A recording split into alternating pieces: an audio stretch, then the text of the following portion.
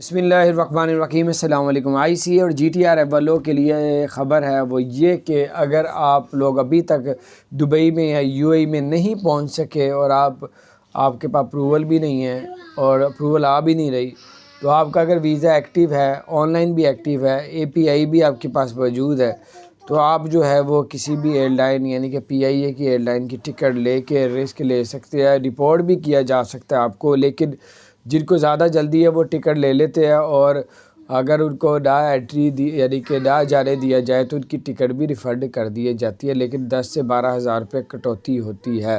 تو بہرحال یہ ہے کہ ابھی جن کو 6 ماہ سے اوپر ہو چکے آئی سی اے جی ٹی آر ایف والوں کو، تو انہوں نے کہا ہے کہ اب جو ہے وہ اگر ان کا ویزا وغیرہ ایکٹیو ہے، آن لائن بھی ایکٹیو ہے، تو پاسپورٹ میں بھی ایکٹیو ہے، تو وہ لوگ آ بھی سکتے ہیں۔ تو بہرحال یہ کچھ اپڈیٹ تھی۔